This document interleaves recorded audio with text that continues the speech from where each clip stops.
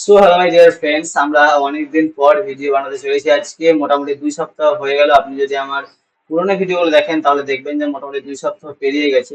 তো আজকে একটা নতুন বিষয় নিয়ে কথা বলবো, কারণ নতুন একটা আইপিও লঞ্চ হতে চলেছে, যেটা হচ্ছে ঋষভ ইনস্ট্রুমেন্টস। ওকে, আমরা দেখছি বিগত বেশ কিছুদিন থেকে অনেক আইপিও আসছে এসেছে, তারা ভালো রকম প্রফিট দিয়েছে। কোন কোন আইপিও কেমন প্রফিট দিচ্ছে সেটা নিয়ে কথা বলবো। সেই সঙ্গে আজকের এই আইপিও তে কি কি অ্যাডভান্টেজ আছে, কি কি ডিসঅ্যাডভান্টেজ আছে, এই বিষয়গুলো নিয়ে কথা বলবো। যার কারণে কিন্তু আপনি বুঝতে পারবেন যে আজকে এই ভিডিও দেখার পরে আপনার এই আইপিও তে ইনভেস্ট করা উচিত কি উচিত নয়। ইভেন আপনি যদি আইপিও এই কোম্পানিটা লিস্টিং হওয়ার পরে ট্রেড করতে চাইছেন, তো সেই সমস্ত বিষয়ের কনসেপ্টও কিন্তু আপনার ক্লিয়ার হবে আজকের আমার এই ভিডিওতে। ওকে, সো তার আগে আপনি যদি আমার চ্যানেলে নতুন হয়ে থাকেন তাহলে অবশ্যই আমাদের এই চ্যানেল মেরাডিনা ইনভেস্টোপিডিয়া কে সাবস্ক্রাইব করবেন। এবং কারণ আমাদের চ্যানেলে স্টক মার্কেট এখন বাংলাতে, আপনি এই চ্যানেল থেকে বিভিন্ন ধরনের স্টক মার্কেট লার্নিং ভিডিও পাবেন। এছাড়াও ডেইলি আপডেট তো পেতেই থাকবেন। আশা করছি আজকের পর থেকে আমরা ভিডিও কন্টিনিউ করব, সেগুলো আপনি দেখে অবশ্যই উপকৃত হবেন। তার জন্য চ্যানেলটি অবশ্যই সাবস্ক্রাইব করে রাখবেন। বর্তমানে সাবস্ক্রাইবারের সংখ্যা কম আছে, আপনি যদি আপনার সহযোগিতার হাত বাড়িয়ে দেন তবেই কিন্তু এই চ্যানেলও আগে যাবে এবং আপনিও এখান থেকে ভালো কিছু শিখতে পারবেন। এবং আমি অবশ্যই চেষ্টা করছি, কন্টিনিউ চেষ্টা করছি পরবর্তীতে আপনাদেরকে আরো ভালো ভালো কন্টেন্ট দেওয়ার জন্য। ওকে, তো চলুন বেশি সময় নষ্ট করে না করে শুরু করি আজকে আমাদের এই আইপিও রিভিউ। বেসিক্যালি এই যে কোম্পানিটা আছে ঋষভ ইনস্ট্রুমেন্টের আইপিও সম্পর্কে আমরা জানবো, কমপ্লিট আইডিয়া নেব। তার ডেটস, ইম্পর্টেন্স নাম্বারস, এই সমস্ত বিষয়গুলো নিয়ে কথা বলবো। ওকে, আর তার আগে বলে নিই যে বিগত যে আইপিও গুলো লঞ্চ হয়েছে তাদের যে প্রফিট, সেই প্রফিট গুলো কে কেমন দিয়েছে, ওভারঅল তাদের মেজরিটি অফ আইপিও প্রফিটে আছে, লসে আছে, এই সমস্ত বিষয়গুলো একটু আলোচনা করে নিই। ওকে, আমরা দেখলাম বিগত কয়েকদিনে 3টে আইপিও ক্লোজ হয়েছে, এগুলো লিস্টিং হয়নি এখনো, বাট যেগুলো লিস্টেড হয়েছে সেই সমস্তগুলো আপনি যদি দেখেন তাহলে দেখবেন যে ফার্স্ট অফ অল আমরা কনকর্ড বায়োটেক দেখুন 21% গেনে রয়েছে এখানে। তারপরে আপনি যদি সিভরি স্পাইস দেখেন, সেটা 142% গেনে রয়েছে। সংঘানি হসপিটালস দেখুন আপনার 10% গেন, 10%, এটাও এটা 44% আশেপাশে, 61%, 155%। সমস্ত আইপিও কিন্তু এখানে কন্ট্রোল লেভেল গেনে রয়েছে। একমাত্র ইয়াসন কেমেক্সটা নেগেটিভ রয়েছে, 3% মাইনাস দিয়েছে কিন্তু। বাকি overall IPO positive positive maximum positive রয়েছে। সো আইপিওর বাজার এখন খুব ভালো চলছে, এটা আমরা বলতে পারি। ওকে, এবার আজকে আমাদের যে আইপিওটা নিয়ে কথা বলবো, সেই আইপিওটা কেমন হতে চলেছে সেটা নিয়ে চলুন কথা বলে নিই। সে আইপিও বিভিন্ন বিষয় নিয়ে আমরা অবশ্যই কথা বলবো। ওকে, সো বেসিক্যালি আমরা এখানে আজকে কি কি জানবো, যে প্রথমে আইপিওটা একটু দেখে নিই যে আইপিওর যে মেন ফান্ডা, সেই মেন ফান্ডাটা আহ, আর এই কোম্পানিটা বেসিক্যালি কি করে। অবশ্যই এটা একটা আই power company related, power related company. আর এর কাজ হচ্ছে শুধুমাত্র পাওয়ার জেনারেশন বা ইলেকট্রিক্যাল ইনস্ট্রুমেন্টস তৈরি করা নয়, যেহেতু এ শুধু ইনস্ট্রুমেন্টস তৈরি করে থাকে, তো পাওয়ার রিলেটেড ইনস্ট্রুমেন্টস তৈরি করা নয়, এছাড়াও আরো অনেক সেক্টরে সে কাজ করে। অটোমেটিক, অটোমোটিভ আছে আপনার, তাছাড়া পাওয়ার সেক্টর তো আছে, এছাড়া ইন্ডাস্ট্রিয়াল বিভিন্ন সেক্টরে কিন্তু এ কাজ করে চলেছে। সেলস অ্যান্ড সার্ভিসও খুব ভালো। সো এই কোম্পানির যদি আমরা মেন নাম্বারস নিয়ে কথা বলি, ফার্স্ট অফ অল যে নাম্বারসটা আসবে সেটা হচ্ছে কত, যে তার সে এই আইপিও থেকে কত টাকা রেজ করতে চলেছে। মোটামুটি এখানে 491 কোটি টাকা সে কিন্তু রেজ করতে চলেছে এই আইপিও থ্রু। ওকে, আমাদের মার্কেট থেকে। সো এখানে ইম্পর্টেন্স নাম্বারস কি কি আসছে দেখুন, আর ইম্পর্টেন্স ডেটস কি কি আসছে। বেসিক্যালি আইপিও যে ওপেন হবে সেটা কবে থেকে, আগামীকাল, অর্থাৎ 30 আগস্ট থেকে এটা শুরু হবে। 30 আগস্ট, 31 আগস্ট, দেন 1 সেপ্টেম্বর, এই 3 দিন কিন্তু এর আইপিও চালু থাকবে। ওকে, অর্থাৎ 1 সেপ্টেম্বরটা ক্লোজিং হয়ে যাবে। আইপিও সাইজ কত আগেই বললাম, 491 কোটি কিন্তু এর আইপিও সাইজ, অনেকটা বড় একটা আইপিও। হ্যাঁ, 491 কোটি। এর মধ্যে আমরা দেখছি বেশিরভাগ আইপিওতে ফ্রেশ ইস্যু এবং অফার ফর সেল থাকছে। ওকে, তো ফ্রেশ ইস্যু কত আছে, ফ্রেশ ইস্যু খুব কম, মোটামুটি 75 CR এর ফ্রেশ ইস্যু আছে, 75 কোটি টাকার মতন ফ্রেশ ইস্যু আছে। আর অফার ফর সেল মোটামুটি বলেছে অ্যাপ্রক্স, এটা আপ টু দেওয়া আছে। হ্যাঁ, আপনার মোটামুটি কথা হচ্ছে 94 লাখ, 94,28,178 শেয়ার পর্যন্ত কিন্তু এটা অফার ফর সেল আছে। ডেফিনেটলি এটা আপ টু এতগুলো হবে না, এবার এর বেশি হবে না। ওকে, ফেস ভ্যালু কেমন কি রয়েছে, 10 পার ইকুইটি শেয়ার ফেস ভ্যালু রয়েছে, খুব ভালো একটা বিষয়। আইপিও প্রাইস কত করে হতে পারে, খুব ইম্পর্টেন্ট যেটা বিষয়, আইপিও প্রাইস মোটামুটি 418 থেকে 441 এর মধ্যে থাকবে। ওকে, আইপিওর যে এই কোম্পানিটা কোথায় কোথায় লিস্টিং হবে, বেসিক্যালি কোম্পানিটা লিস্টিং হবে বিএসসি এবং এনএসসি দুটোতেই লিস্টিং হবে, আপনি এখানে দেখতে পাচ্ছেন। রিটেল কোটা কত 35, এগুলো দেখার প্রয়োজন নেই খুব বেশি আপনার, কারণ এটা কাজেই লাগে না একদম, যে রিটেল কোটা কত, কিআইবি কোটা কত, এনআই কোটা কত। কারণ আপনি অ্যাজ এ রিটেল আপনি 30% ইনভেস্ট করতে পারবেন, 35% ইনভেস্ট করতে পারবেন রিটেলাররা টোটালে মিলে। ওকে, এবার যেটা ইম্পর্টেন্স বিষয়, আপনাকে মিনিমাম কত টাকা ইনভেস্ট করতে হবে। আপনি যদি এই আইপিও তে ইনভেস্ট করতে চান, সেক্ষেত্রে আপনাকে মিনিমাম 14,994 টাকা কিন্তু ইনভেস্ট করতে হবে। কত, এখানে আপনি দেখতে পাচ্ছেন 34টা শেয়ারের জন্য আপনাকে মিনিমাম 1 লট কিনতে হবে। আপনি ম্যাক্সিমাম কত টাকা ইনভেস্ট করতে পারেন, ম্যাক্সিমাম 1,94,000 টাকা কিন্তু আপনি ইনভেস্ট করতে পারবেন। 14,000 থেকে 1,94,000 পর্যন্ত আপনি ম্যাক্সিমাম ইনভেস্ট করতে পারবেন। সো এবার ইম্পর্টেন্স ডেটস নিয়ে কথা বলে নিন। প্রাইস, এর যে প্রাইসটা অ্যানাউন্সমেন্ট হয়েছিল কত, 25শে আগস্ট অ্যানাউন্সমেন্ট হয়েছিল।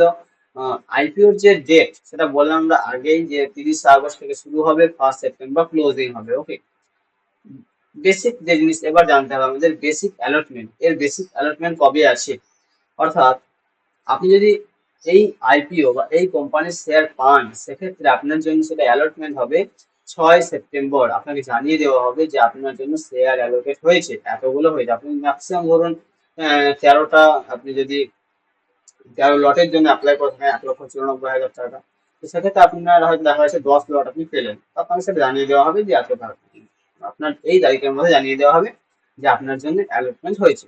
বাট আপনার যদি অ্যালটমেন্ট না হয় আপনার জন্য, বাকি যেটা অ্যালটমেন্ট হলো না বা যদি একটাও না হয়, সেক্ষেত্রে আপনি রিফান্ড কবে পাবেন আপনার টাকা, আপনি রিফান্ড পাবেন 7 সেপ্টেম্বর 2023।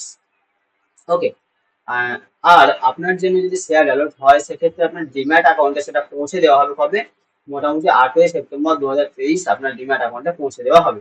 ওকে, আর এই কোম্পানিটা লিস্টিং কবে হবে, অনেকেই ভাবছেন যে আইপিও লঞ্চ হবে বা আইপিও আসবে তারপর আমরা যে অ্যাপ্লাই করব, সেই আইপিও তে অনেকে অ্যাপ্লাই করতে ইন্টারেস্টেড নাও থাকতে পারেন, সেক্ষেত্রে যারা কোম্পানির লিস্টিং হওয়ার দিকে নজর দেয়, যেদিন লিস্টিং হবে সেদিন থেকে আমরা ইনভেস্ট করতে শুরু করবো।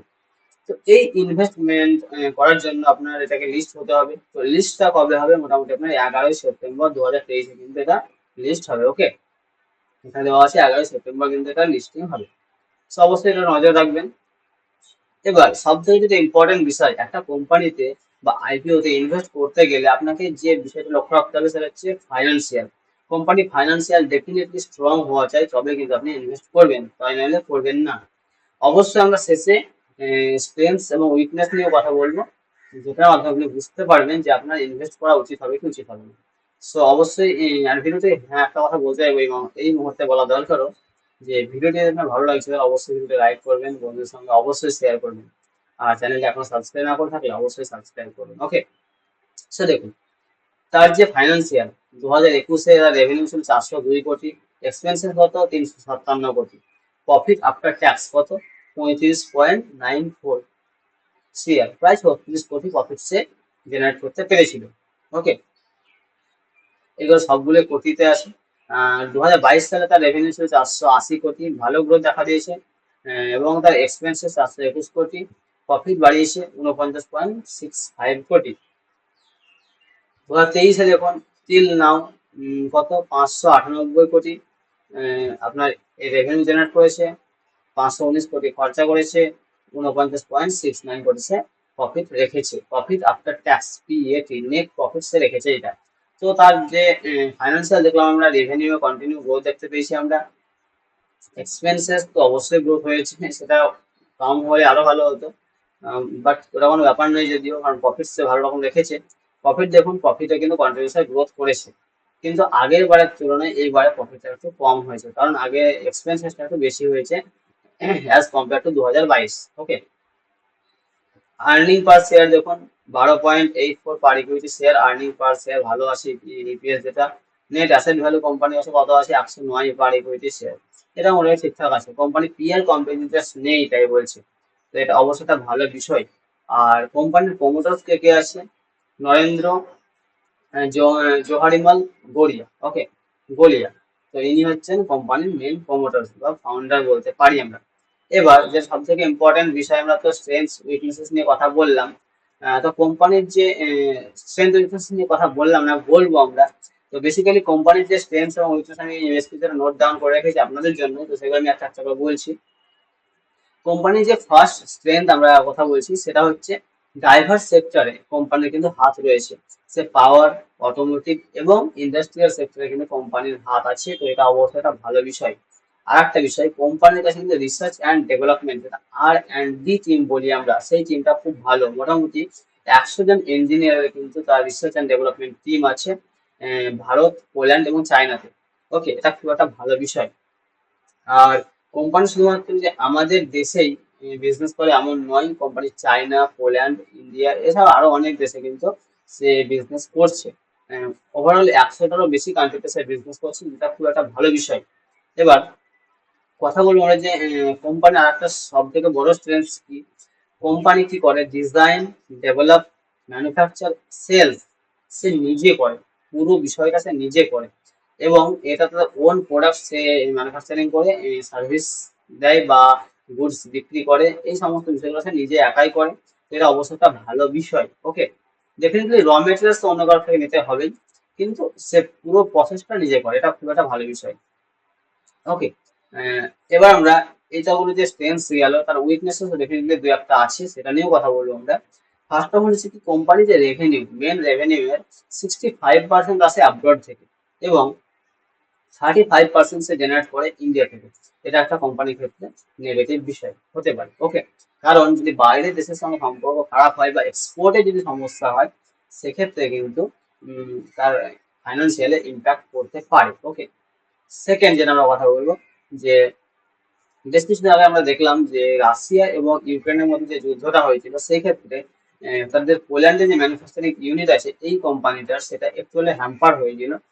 কারণ জিওগ্রাফিক্যাল কনফ্লিক্টের দরুন কি হয়, বিভিন্ন বিষয়গুলোকে এক্সপোর্ট করতে বা র মেটেরিয়ালস এক্সপোর্ট করতে একটু সমস্যা হয়। ওকে, তখনই কিন্তু এর যে ফাইন্যান্সিয়াল ইম্প্যাক্ট হয়েছিল বিজনেস একটু খারাপ হয়েছিল। ওকে, এছাড়াও আরেকটা যেটা বিষয়, যে বাইরে থেকে বা আমাদের দেশ থেকে কিছু এক্সপোর্ট করা না গেলে তাদের লোকাল যে ডিস্ট্রিবিউটর আছে তাদের প্রতি বা ডিলার আছে তাদের প্রতি নির্ভরযোগ্য হয়ে যায় এই কোম্পানিটা, নির্ভর করতে থাকে।